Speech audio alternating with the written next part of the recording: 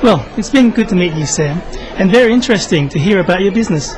Look, we are having a small dinner for some of our clients and friends after this.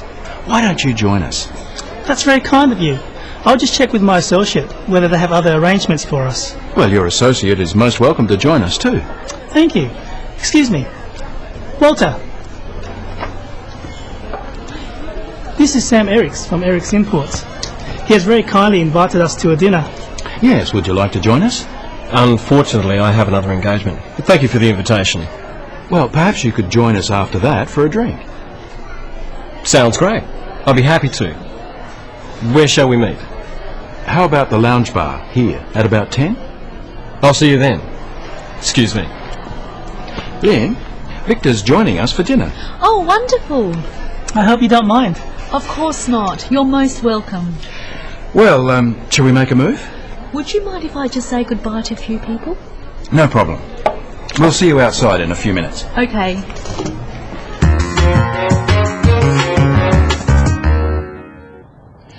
Let's look at invitations. How do you go about inviting someone to something? How does Sam invite Victor to his dinner? Look, we are having a small dinner for some of our clients and friends after this. Why don't you join us? Spoken invitations in this kind of situation are semi-formal. It's more like a suggestion than a formal invitation. There are a few different phrases you can use. Practice them with Sam. Why don't you join us? Perhaps you could join us. It would be great if you could join us. Would you like to join us? Notice that even though "it would be great if you could join us" is not in a question form, it is still being used as a question.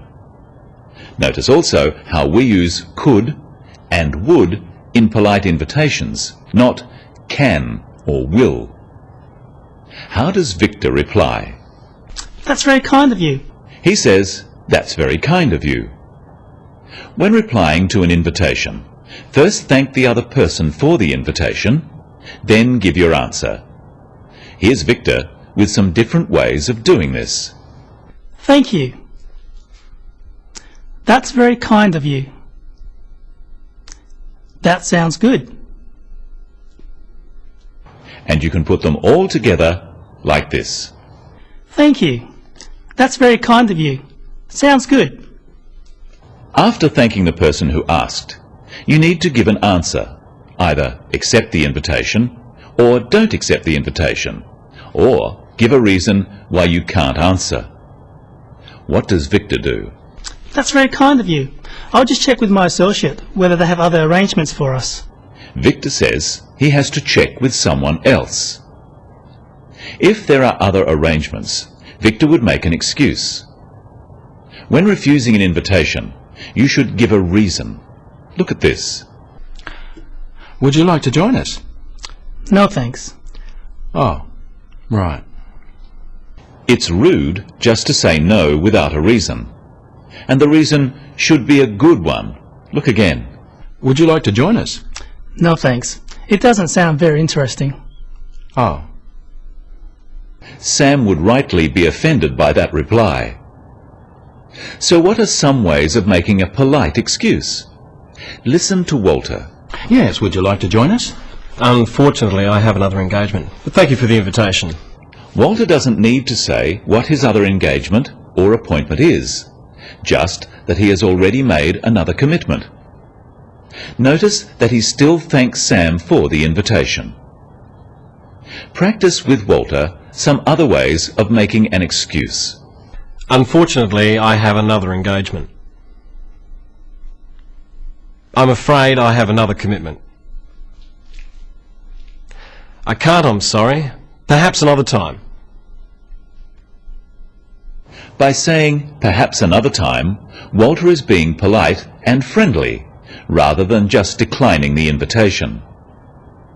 Notice that he says, "I can't." This implies that he has another commitment, without having to say what that commitment is. This is acceptable in business. Sam and Walter make another arrangement. Watch how they do this. Well, perhaps you could join us after that for a drink. Sounds great. I'll be happy to. Where shall we meet? How about the lounge bar here at about 10? I'll see you then. Sam says, perhaps you could join us after that for a drink. By saying perhaps, he is leaving the invitation open. Walter is under no pressure to accept. Practice these phrases using perhaps with Sam. Perhaps you'd like to join us later. Perhaps you'd be interested in meeting us for breakfast.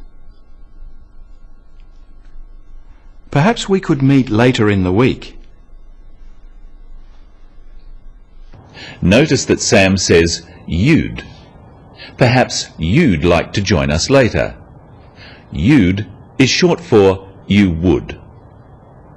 Walter accepts and they make the arrangement. Notice the slightly less formal way Walter accepts. Sounds great. I'll be happy to. Where shall we meet? You can use these simple phrases to accept an invitation. Practice them. That sounds great. Sounds good. I'd love to. I'd be happy to. Walter says, where shall we meet? You can use shall or will, but shall we is a common usage in questions simply because it is easier to say than will we. Shall is also used when asking for or making suggestions. Let's look at how Sam makes the arrangement. How about the lounge bar here at about 10? I'll see you then. By asking where shall we meet, Walter is leaving the details of the arrangement up to Sam. Sam gives a place and a time, but because this is an informal meeting, he doesn't make it sound like an appointment. He says, how about the lounge bar? How about invites the other person to say if it is not convenient. And he says, at about 10, as a question. This also leaves room for the other person to suggest a different time. Practice these two phrases with Sam. Listen carefully to Sam's voice and whether he uses a rising or falling tone. How about the lounge bar here? About 10? Walter confirms the arrangement by saying, I'll see you then. This is now a definite commitment and an end to the arrangement. Notice how the stress is on the word then to confirm that the time is definite. Try saying this, I'll see you then. Let's have a look now at the end of the scene. There are some more useful phrases. Lynn, Victor's joining us for dinner. Oh, wonderful. I hope you don't mind. Of course not. You're most welcome. Well, shall we make a move? Would you mind if I just say goodbye to a few people? No problem. We'll see you outside in a few minutes. Okay. Victor says, I hope you don't mind. It's a polite way of asking for someone else's approval. But Lynn can't really say no since Victor is listening. But Lynn politely confirms the arrangement. Practice how she does this. Of course not. You're most welcome. What are the main points we've learned today? When inviting someone informally, make it sound like a suggestion. That way, if someone can't accept, they don't feel so bad. Why don't you join us? Instead of, I invite you to join us. And if you need to make an excuse, don't just refuse an invitation. Give a reason and apologize. I'm sorry, I have another commitment. When confirming details, use an upward inflection. About 10 sounds like an order, but about 10 is asking whether it's convenient for the other person. That's all for today on The Business of English. See you next time.